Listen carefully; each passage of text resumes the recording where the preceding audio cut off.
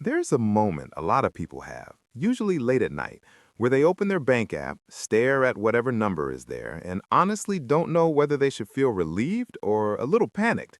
The number isn't terrible, but it's not exactly comforting either. And what's weird is that this feeling doesn't automatically disappear when you get a raise. It doesn't magically vanish when you move into a nicer apartment or start earning more money. For a lot of Americans, it just quietly follows them from paycheck to paycheck and income level to income level, almost like a shadow that changes size depending on how much they make. And that's the part nobody really tells you. The feeling of being financially behind usually isn't just about the number sitting in your account. It's about the behavior underneath that number. And most people never slow down long enough to really look at what that behavior is. My name is Daniel, and I've spent an uncomfortable amount of time paying attention to what financially stable people actually do differently. Not the polished advice people casually throw out at dinner, and not the fake online version of wealth where everything looks perfect from the outside, but the quiet habits that separate someone who sleeps peacefully from someone who's doing mental math at 2 in the morning. So in this video, I want to walk through 15 signs that you're doing better financially than you probably think. Not as some self-congratulatory checklist, but more like a mirror, because a lot of people assume they're doing fine just because they've normalized financial stress. And the reality is, the average standard is a lot shakier than most people realize.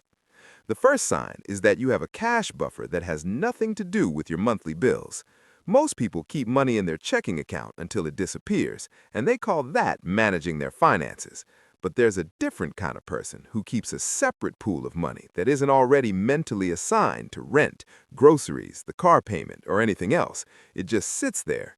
And on the surface, that can feel like your money is doing nothing, but in reality, it's doing something incredibly valuable. It's buying you time to think clearly when life gets messy.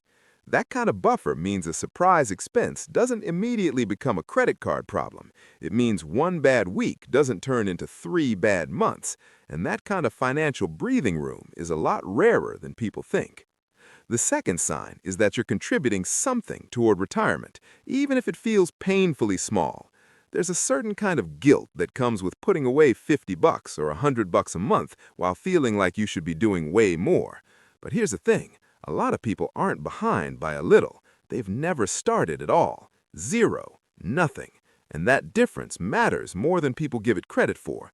Because once you really understand compound growth, you realize this isn't just about how much you contribute. It's about how early the habit starts. $200 a month started at 25 and $200 a month started at 35 are not even remotely the same outcome. The amount might look identical on paper, but time changes everything. So even if your contribution feels small right now, the habit itself is doing more work than it seems. The third sign is that your credit card balance goes to zero every month. That sounds basic, but it really isn't. A lot of people use credit cards in a way that feels normal because it's common, but common does not mean healthy. Carrying a balance and paying interest every month is one of those things that slowly destroys financial progress without creating much immediate panic, which is exactly why it traps so many people. At a high interest rate, debt stops being just debt. It becomes this invisible leak in your life where money keeps disappearing into something you already bought months ago. So if you use a credit card and pay the statement balance in full every single month, that matters. You're using a system that is built to make money off people who slip, and you're not slipping. The fourth sign is that you have at least some money invested in the market. I'm not talking about chasing hot stocks, obsessing over market corrections, or checking an app 10 times a day. I mean simple, boring, long-term investing.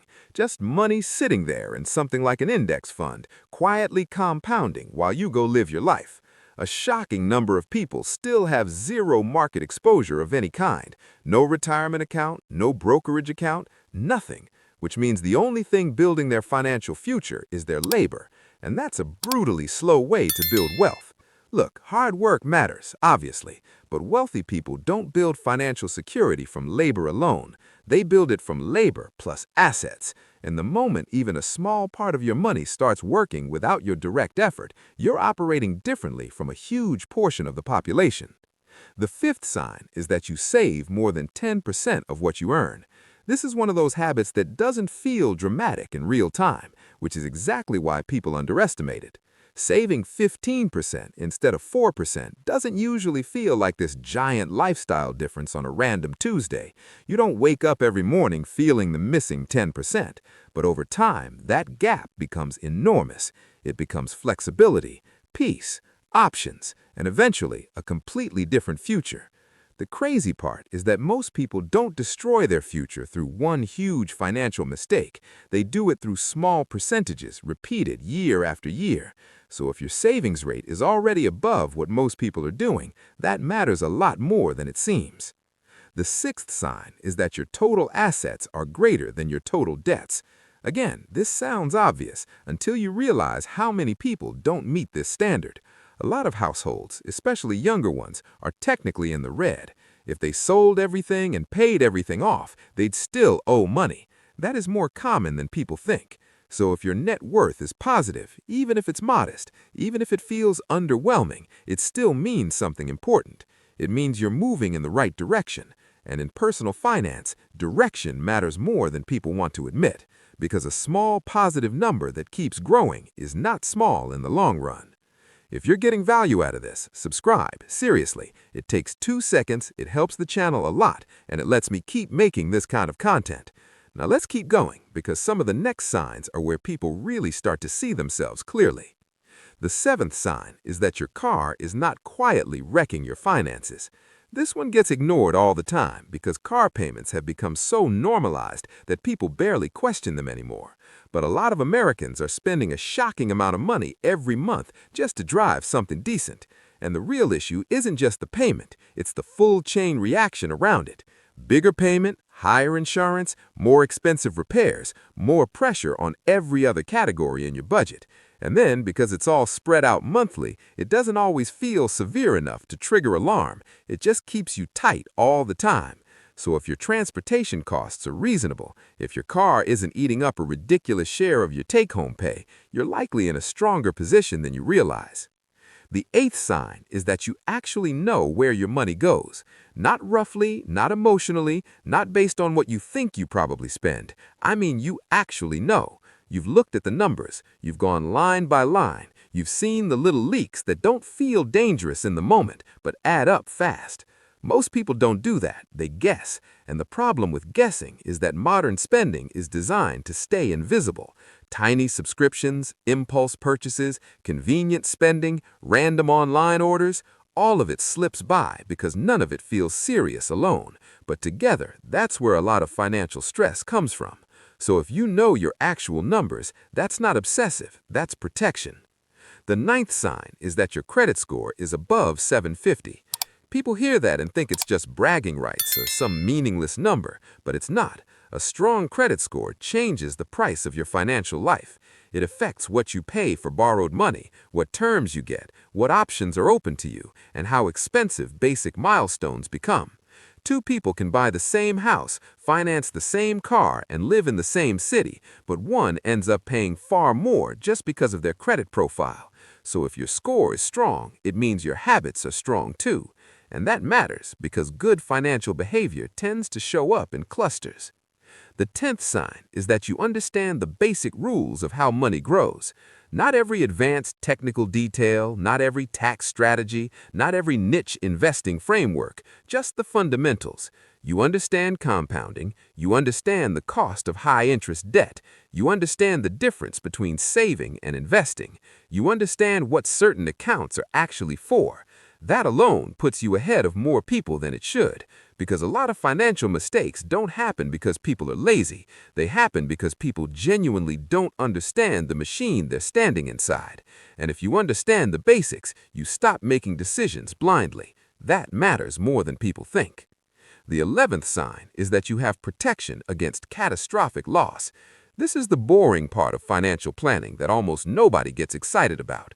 Insurance isn't sexy. Disability coverage isn't fun to think about. Life insurance feels like something people avoid until they're forced to deal with it. But real financial stability is not just about growth, it's also about protection. It's about making sure one terrible event doesn't erase years of progress. And the people who handle this stuff early usually look boring right up until the moment life goes sideways.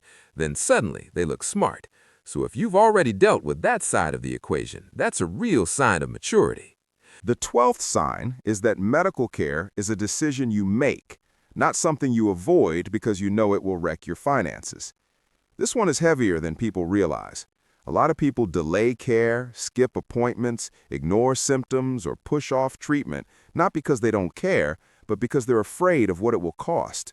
And that creates this vicious cycle where financial stress damages physical health, and physical health problems create even more financial stress later. So if you can handle a medical bill without instantly going into crisis mode, that's not small. That's a form of stability millions of people still don't have. The 13th sign is that you earn money from more than one place. Now, that doesn't mean you need some huge side hustle empire. It doesn't mean you need rental properties, a course, a consulting business, and 3 streams of passive income just to feel like you're doing okay. It can be small. The important part is that the second stream is additive. It's not there just to keep you afloat. It's helping you build. It's making your savings grow faster, your investing easier, or your margin a little wider. Because the moment your life stops depending on one single source of money, your entire financial position becomes less fragile. The 14th sign is that your spending did not rise perfectly with your income. This is a huge one because lifestyle creep is sneaky. It rarely shows up as one reckless decision. It shows up as a nicer apartment here, a better car there, slightly more expensive habits everywhere, and then one day you realize you make way more than you used to and somehow still feel tight. That's the trap. More income should create more margin, but for a lot of people it just creates more expensive stress. So if your savings rate stayed strong as your income grew, or if the gap between what you earn and what you spend got wider instead of staying the same, that's a real sign you're doing something right. And the 15th sign is probably the one that says the most. You could survive financially if your paycheck stopped tomorrow. Not forever, obviously, that's not the standard. The real question is whether losing your primary income would instantly become a crisis, or whether it would become a problem you have time to solve. There's a huge difference between those two things. A crisis destroys clear thinking. A problem still gives you options.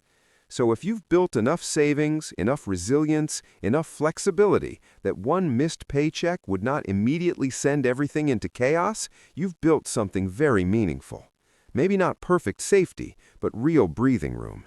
And breathing room changes everything. Here's the honest conclusion. None of these 15 signs require you to be rich. They don't require some magical income level where life suddenly becomes easy. What they require is a pattern, a way of operating. Small, boring decisions repeated consistently, often for a long time, with no applause and no immediate visible reward. That's what most people miss. Financial stability usually doesn't come from one brilliant move. It comes from refusing the default settings, the default car payment, the default debt, the default savings rate, the default habit of telling yourself you'll get serious later. People who end up stable usually aren't the ones doing flashy things. They're the ones who started doing the boring things before they felt urgent. And that's really the point of this whole video. A lot of people think they're behind because they compare themselves to the loudest version of success online. But being ahead financially often looks quieter than people expect.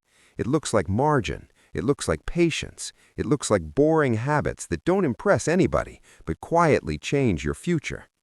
So if you saw yourself in even a few of these signs, that's worth taking seriously, because you may be doing better than you think. If this gave you something useful to think about, subscribe. It genuinely helps, and it keeps this kind of content coming. And in the comments, tell me this. Which one of these signs do you think matters most now that you've actually sat with it?